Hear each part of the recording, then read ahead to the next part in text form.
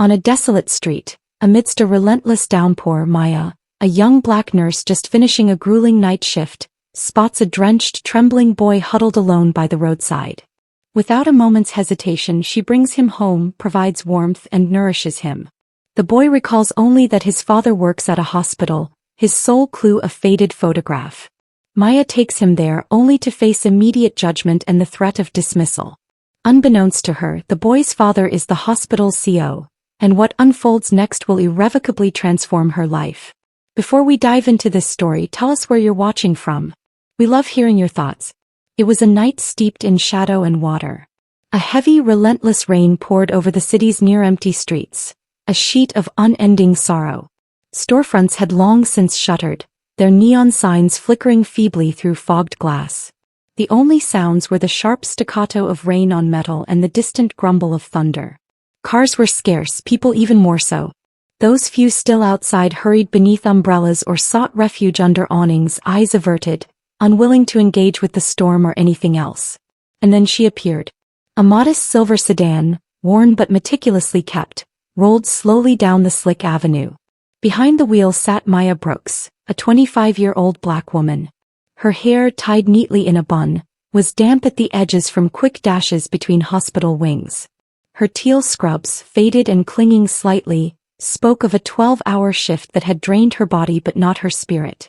Her dark, steady eyes scanned the road, not just for hazards but for anyone, anything. Her soul was weary, yet retained a softness, a kind of tenderness the world often tried to crush in women like her. She had grown accustomed to the stares, the hesitation from patients' families when she entered a room, the way some older nurses called her girl instead of her name. She remembered a white security guard once following her out of the break room, demanding her ID on her 4th week. Yet Maya smiled not out of pleasure, but out of a fierce refusal to be altered by it. Tonight was meant to be just another drive home, her playlist shuffling, eyes half closed at stoplights. But as she slowed to turn onto a side street near the industrial edge of town, her headlights caught something that made her foot slam on the brake. A small, drenched, shivering figure perched on the curb in the pouring rain. Maya's heart lurched. She looked around, no one else, no other cars, no one on the sidewalk. Everyone had chosen to ignore it, whatever it was. Perhaps they hadn't seen, perhaps they hadn't cared. She did. She pulled the car over, leaving the engine idling as she grabbed her jacket from the passenger seat and stepped out into the deluge. Her sneakers immediately squelched on the pavement. The rain didn't bother her. What did was the way the boy flinched as she approached. He couldn't have been more than 10, thin, pale skin flushed red from the cold. His clothes hung loosely, too big, too torn, too wet, hair plastered to his forehead, shoes worn through. He stared at her with wide, unblinking eyes, silent, unmoving, just scared. "Hey," Maya said gently, crouching to his level, the rain tracing paths down her cheeks like unshed tears. "Are you okay, baby?" The boy slowly shook his head, then looked away. She saw it in his eyes. He didn't trust her, he didn't trust anyone. "Do you need help? A ride somewhere? You're freezing out here." No answer. Maya glanced back at her car. She shouldn't, but she had to. She reached into her pocket, pulled out her ID badge and held it up. "I work at the hospital, see? You're safe with me. I promise." Still nothing, but he didn't run. That was enough. "I'm going to put you in my car just to warm you up, okay? I'll turn the heat on. You don't have to talk." She slowly extended her hand. The boy stared at it. Seconds stretched. Then barely he moved. He stood, took her hand. Inside the car, Maya blasted the heat, handed him a clean towel from her gym bag in the back seat, and offered her spare hoodie. It was too big on him but dry. He curled into the seat, silent but no longer shaking. Maya looked at him through the rearview mirror. "I'm Maya," she said softly. "You don't have to tell me your name yet, but if you want food, a shower, a bed, you can come with me. Just for tonight." No response. She didn't need one. As she pulled back onto the road, the streetlights passed over them like golden waves, and somewhere deep in her chest she felt it. This wasn't just a kid in need. This was something bigger. Something about this night would change everything. The rain had eased by the time Maya pulled into her narrow driveway, though puddles still glistened like mirrors under the dim glow of the porch light. The small one-story house was nothing fancy. Peeling white paint, a creaky wooden step, and a mailbox that leaned as if tired. But it was hers. It had taken 3 years of back-to-back shifts, skipped vacations, and second-hand furniture to claim this tiny corner of stability. As she stepped out of the car, she glanced at the boy, still curled in her hoodie-like armor. He hadn't uttered a word the entire ride. She opened his door gently, saying nothing this time. He stepped out on his own, eyes down, shoes squishing on the wet gravel. Inside, the air smelled faintly of lavender and detergent. A small couch, 2 mismatched chairs, and a tiny kitchenette filled the open living space. Maya flicked on the heater and knelt by an old cabinet, pulling out a clean towel and a pair of pajama pants that once belonged to her younger brother before he moved away. "These should fit okay," she said, handing them to him without expecting a thank you. "Bathrooms down the hall, second door. There's soap and a toothbrush still wrapped. You can take your time." He hesitated before taking the clothes, his fingers pink from the cold, but she saw the way they gripped the fabric tightly, as if having something clean meant everything. Then he disappeared down the hallway. Maya exhaled slowly, sagging into the armrest of her couch, rubbing her temple. Her mind spun with silent questions. Who is this boy? Where's his family? Should she have called the police? But even as those thoughts came, her gut pushed them away. Something about the way he looked at her, so much fear, yet the tiniest flicker of trust, told her this wasn't about protocol. This was about humanity. By the time he emerged, changed and damp, Maya had made grilled cheese and tomato soup, simple but warming. She placed the bowl in front of him on the coffee table, then backed off, giving him space. He didn't touch the food right away. He stared at it as if unsure it was real, then slowly lifted the spoon. The first bite must have hit something deep because he blinked hard as if holding back tears. She turned away to give him privacy. It wasn't until the dishes were in the sink and Maya sat with a blanket draped over her lap that he finally spoke. "My name's Elliot," he said, his voice small and dry. She looked up gently. "Hi, Elliot." A pause, then, "Thank you for not leaving me." The words cracked her open. She smiled, her voice softer now. "You don't have to thank me. I couldn't just drive by." He fidgeted with the edge of the blanket, eyes down. "I was trying to find my dad." Maya's brows knit together. "Do you know where he is?" "He works at a hospital," Elliot answered. I think something happened. He hasn't come home for days." He looked up at her, brows tight. "I tried to go find him myself." Her heart squeezed. "You went alone?" He nodded. Then from his thin and nearly empty backpack he pulled out a folded piece of paper. No, not paper, a magazine clipping. A glossy photo, crumpled and torn at the edges, showing the shining white facade of a hospital building. There was no writing, just the picture, but Maya recognized it immediately. She leaned forward slowly, her voice almost a whisper. "That's Mercy Hill Medical Center." Elliot's eyes widened. "You know it." "I work there," she said, still stunned. "I've worked there for over a year." He lit up just a little. "Then maybe you know my dad? Maybe you can help me find him." Maya smiled despite the unease creeping in. "Maybe. Do you know his name?" "Charles," he said quickly. "Charles Whitman." She froze. That name. It rang in her head like a bell, sharp, familiar, but distant. She'd heard it before somewhere, but where? The name echoed through her mind, dancing around a memory she couldn't quite reach. "I'm not sure," she murmured honestly. "It sounds familiar, but there are so many people there." Elliot's face sank, but not completely. Maya reached out, resting a hand near his, not touching, just near. "Listen, tomorrow morning I have to go in for work. I'll take you with me. Maybe if we ask around we'll find someone who knows where he is. We'll figure it out together, okay?" He looked at her for a long moment. A real look, not one of fear or mistrust, but something that cracked through his wall. Then he nodded. Later that night, after Elliot had fallen asleep on the couch, wrapped tight in the blanket she always kept for guests but never used, Maya stood at her tiny kitchen window, staring out at the night. The rain had stopped, the street was silent, but inside her, a storm had only just begun. She thought of the name again. Charles Whitman. Why did it stick? She remembered hearing it once, maybe during a morning huddle, a distant conversation between admin staff, not someone she'd ever seen face to face. Still, something pulled at her. This wasn't just coincidence. This boy didn't just end up on her street by chance. And then another thought hit her, sharp and cruel. She'd been working for years to be taken seriously, to be more than just the black nurse, to be seen for her care, her skill, her commitment. And now she was about to walk into that space with a child no one knew, whose skin didn't match hers, with no explanation that would satisfy their assumptions. But then she turned to look at Elliot, his chest rising and falling with the kind of peaceful sleep only exhaustion could bring. She'd do it anyway. Even if they stared.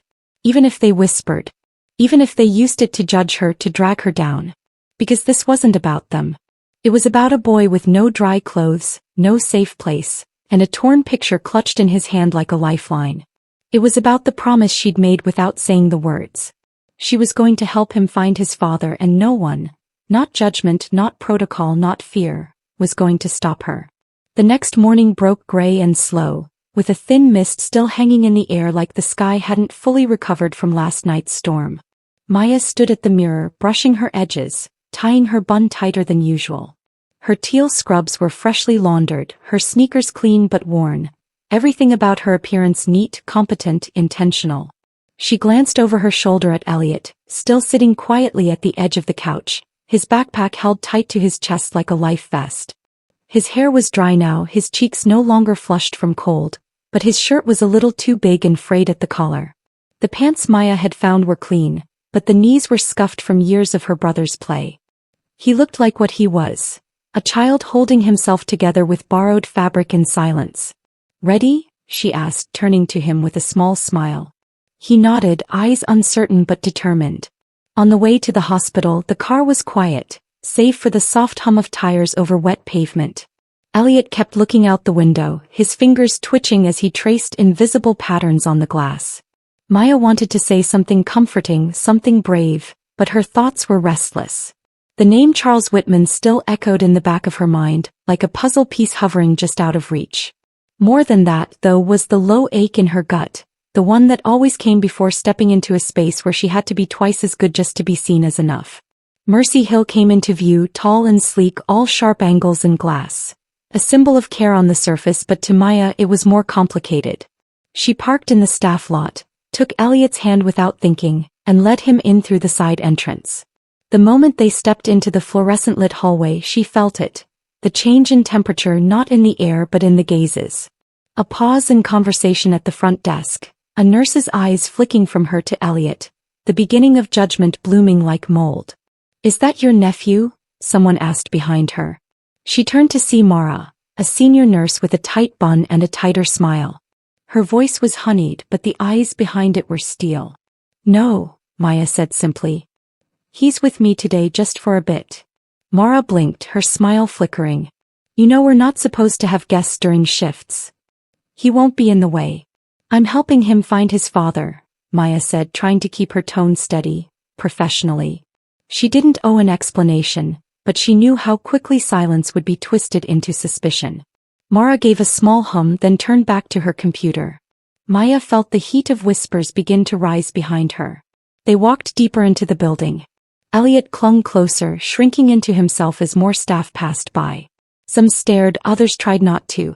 One orderly muttered under his breath, just loud enough, "This ain't a daycare." Another chuckled, "Did she pull him off the street?" Elliot's shoulders tightened with every word and Maya's jaw clenched, but she kept walking. She had promised him. At the nurse's station, she logged into her terminal while Elliot stood nearby, eyes wide and searching. Every now and then he'd glance up at someone passing, hoping, then quickly look away. Maya asked a few co-workers discreetly, "Do you know a Charles Whitman? He might be a doctor, maybe an admin." No one gave her a straight answer. Most just shrugged or looked confused, and a few seemed almost annoyed she was asking. Then came the voice she'd been dreading all morning. "Maya Brooks," snapped Helen, the head nurse, short, sharp, and always 2 seconds away from disapproval. She marched over, arms crossed, eyes already set to problem. "What exactly is this?" Maya turned slowly. "He's looking for his father. I thought someone here might recognize the name." Helen's lips thinned. "So you brought a child, a stranger, into a sterile work environment? We have rules, Maya. You don't bring street kids in here because you feel sorry for them." Maya felt the words hit like slaps. Elliot flinched beside her. "He's not a street kid. He's a lost child," she said, holding her voice level. And I didn't bring him here to play. I brought him here to help. And who gave you that authority? Helen barked. Who gave you permission to turn this hospital into your personal charity? You think this makes you some kind of hero? No, it makes you reckless. Other staff were watching now, a few pretending not to, but their ears were tuned in. He's not causing harm, Maya said, her voice colder now. He's a human being. He deserves to be safe. He deserves to be in child protective custody. Helen snapped. And you deserve disciplinary action for violating protocol. Escort the boy out now. Maya stepped between Helen and Elliot instinctively. Don't touch him and don't raise your voice. Helen countered. You may be popular with a few patients, Maya, but that doesn't put you above rules. You brought in a filthy kid in dirty clothes with no ID, no relation to you into my hospital. That's unacceptable. Something cracked then. Not in Maya's voice, which remained steady, but in her chest, where years of being the good one, of nodding politely when disrespected, of proving and proving herself just to be tolerated, collapsed under the weight of this moment. You don't get to decide who belongs here, she said quietly. Not based on what they wear or what they look like or who they remind you of. Helen's eyes narrowed. Get him out or I will. Elliot, who had been silent through the entire exchange, suddenly whispered, Maya, I'm sorry. I didn't mean to make trouble. She turned to him, her expression softening immediately. You didn't do anything wrong. But they're mad, he murmured, eyes glassy. They're wrong, she said firmly. You're just a boy trying to find his father. That's not a crime. Helen made a sharp gesture to security nearby, who had started watching from across the hallway. Maya felt her blood rush to her head, ready to shield Elliot if she had to, heart pounding, breath tight. And then, just as the tension reached its peak, just as the whole floor seemed to lean forward toward the moment something might explode, a voice cut through the chaos, clear and urgent, but that voice belonged to another chapter. For now, Maya stood her ground because no matter how uncomfortable it made them, no matter how many rules they tried to weaponize, she knew the truth. Elliot. The voice rang out like a clap in a silent cathedral, firm, frantic, and utterly human. In that instant, everything in the corridor froze. Even Helen, mid-gesture toward security, stiffened. Maya turned sharply, her breath catching, and Elliot's head snapped up, eyes widening, searching. The crowd of hospital staff parted instinctively, as if the sound itself had pushed them aside. And then he appeared. A tall man in a dark coat, face pale and drawn, hair disheveled like he hadn't slept, like he hadn't breathed properly in days. His eyes locked on Elliot's small form and every inch of tension collapsed into motion. Elliot, he breathed again, rushing forward. The boy let out a sound that wasn't quite a cry and wasn't quite a laugh. Dad. He ran straight through the frozen field of judgment, arms outstretched, crashing into the man's embrace with a force that made everyone watching feel like intruders. The man dropped to his knees and wrapped Elliot so tightly into his chest it was hard to tell where one ended and the other began. He was trembling, not from cold but from something deeper, relief, heartbreak, gratitude. His voice cracked as he spoke into Elliot's hair. I looked everywhere. I didn't know where you went. God, I thought I lost you. Maya stood still, hands clenched by her sides, pulse hammering in her ears. She didn't know what to do, whether to speak, whether to leave. Her eyes burned, but she held herself together. This moment wasn't hers, it was theirs. The man finally looked up, his gaze sweeping past the nurses, past the stunned onlookers, past Helen, and landed on Maya. Something changed in his expression, recognition and then understanding.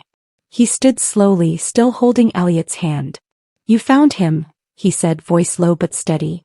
You brought him here. Maya gave a small nod. He was alone on the street in the rain. He looked at Elliot again as if making sure he was still real, then back to Maya. Thank you. I owe you more than I can say. Helen stepped forward, clearing her throat as if trying to reclaim control.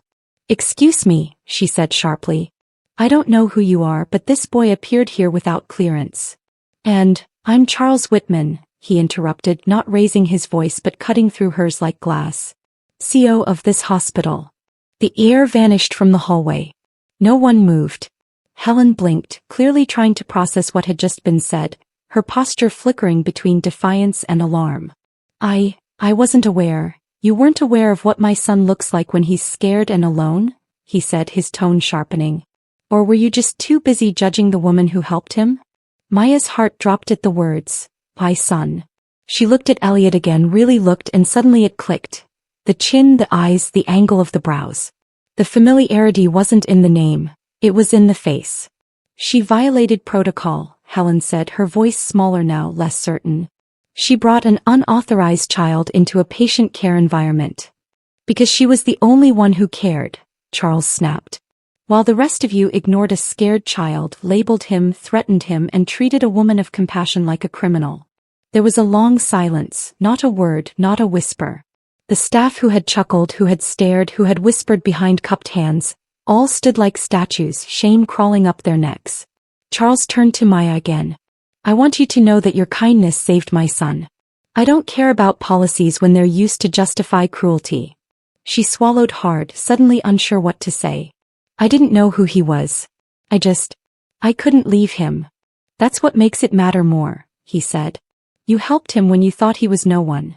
Then he looked toward Helen. You're dismissed, effective immediately. What? Helen's voice was brittle, breaking. You can't. I just did. She opened her mouth to argue, then saw his face, saw that it wasn't anger driving him but clarity. She stepped back, her eyes flickering to the others, but no one moved to support her. One by one heads turned away. She turned and walked off, her steps brisk and silent. Charles looked around the hallway, his hand resting gently on Elliot's shoulder. Let this be a reminder to everyone here. Judgment doesn't save lives. Compassion does. No one answered. No one dared to. Elliot, still clutching his father's hand, looked up at Maya and tugged his sleeve. Dad, he whispered, she's the one who gave me food, dry clothes. He paused. She stayed with me all night. Charles followed his son's eyes and stepped toward Maya, extending his hand. Maya Brooks. I've heard your name in staff evaluations. You're the kind of nurse every hospital dreams of. But I never imagined you'd become the reason I found my son again. She took his hand slowly, humbled. I didn't do anything anyone else here wouldn't have done, she said quietly, though her eyes betrayed the truth. They hadn't. But you did, he said. And you didn't hesitate. Behind them someone finally spoke. A young intern Maya had barely noticed before. She's the reason I applied here, he said. She treated my mother with kindness during chemo. That's what stuck with me. Another nurse chimed in, softer. She stayed past her shift for my patient last week. No one asked her to. And slowly, one by one, people started nodding. Not just to Charles but to Maya, in quiet agreement, in belated recognition, in apology. Maya didn't need the praise, she never had. But in that moment, surrounded by people who had tried to reduce her worth to rules and assumptions, she felt something shift. A validation that went deeper than a title or an evaluation. Then Elliot reached for her hand, placing his small fingers into hers with quiet trust. Can I still stay with you sometimes? He asked. Maya smiled gently. Anytime. For the first time that day her eyes filled, and this time she let the tears fall. She had stood in the fire, and now, in the calm after the storm, the world had finally seen her. The morning sun spilled over the rooftops, soft and golden, the kind of light that made even the tired bricks of the hospital's facade look warm. Days had passed since the moment everything changed, but for Maya, it hadn't truly sunk in. Not when Charles had thanked her, not even when Helen was escorted out. But now, walking through the main lobby where staff nodded at her, not with suspicion but with something close to respect, she felt it. Not just a shift in how others saw her but in how she saw herself. She wasn't just tolerated here anymore. She belonged. And more than that, she mattered. She walked past the front desk, her new ID badge heavier around her neck. Head nurse Maya Brooks. The title still felt strange, like trying on a coat that didn't quite fit yet, but she was growing into it with each steady step. It wasn't about the power or the authority. It was about being trusted to lead, to shape something better. She hadn't asked for it. She'd earned it quietly, consistently, through choices made in the dark without any promise of reward. And now that light was finally reaching her. Upstairs, Elliot sat cross-legged in Charles's office, sketching with colored pencils on a thick pad. A small sunlit corner had been arranged just for him. A soft chair, a shelf of books, a blanket folded neatly on the armrest. Maya stepped in with her usual knock, and he looked up with a grin that made her heart stretch. Maya, look. I drew the hospital. That's where you work and that's where Dad finds me. She smiled and walked over, crouching beside him. The drawing was rough but clear. 2 stick figures, one taller with messy hair, one smaller with a backpack. Between them stood a brown-skinned figure in teal scrubs, arms outstretched. You gave me a cape, she teased gently. Because you're like a superhero, Elliot said, shrugging like it was obvious. Charles turned from his desk, a stack of policy drafts in one hand, and offered a knowing smile. I can't argue with that. She stood, brushing imaginary lint off her sleeve. You know, I never meant for any of this. I just did what felt right. That's why it worked, Charles said. And why I'm asking for more than just your leadership on the floor. He gestured to the papers on his desk. I've been thinking since that day. There are kids like Elliot everywhere. Lost, forgotten, invisible. And if a hospital can't see them, can't help them, then what are we even doing? Maya's eyes narrowed slightly, not in suspicion but in quiet calculation. What do you have in mind? A foundation, he said. Private, independent, operated out of this hospital but not bound by the red tape. A fund to provide treatment for children in crisis. Homeless, abandoned, or just slipping through cracks too wide for the system to cover. I want you to run it. With me. The idea hit her like a breath she hadn't realized she'd been holding. She imagined it, not just reacting to pain but preventing it, creating something permanent out of what had been a single instinctive act of compassion. You're serious. I am, he said. And I trust you because you didn't wait for permission to do the right thing. Maya looked over at Elliot, now humming quietly as he shaded a tree in his drawing, then back at Charles. Her answer was quiet but unshakable. Let's do it. The foundation took shape faster than anyone expected. Charles's name opened doors, but it was Maya's story that moved hearts. Donors responded not to press releases, but to the raw truth of a nurse who chose to stop for a child no one else saw. The hospital staff who once whispered now volunteered extra hours. Some even came to her directly with apologies, and though she didn't need them, she accepted each one with grace. On the night of the foundation's launch, the conference room was transformed into something bright, almost sacred. Photographs of children helped, testimonies from parents. A mural of Elliot's original drawing enlarged on canvas and framed in the entry. Maya stood by the podium wearing her best blouse, nervous but steady. She didn't speak long, just enough. I didn't do anything heroic, she said to the crowd of doctors, nurses, donors, and strangers. I saw a child in pain and I stopped. That shouldn't make me exceptional. That should make me human. The room held its breath before erupting in quiet applause. The kind that carries more weight than thunder. Later that night, long after the speeches, Maya walked outside with Elliot hand in hand. The city lights flickered above and the night was calm, dry, finally. Elliot looked up at her. Do you think other kids like me will be okay now? She paused, then knelt beside him. I think they'll have someone watching out for them.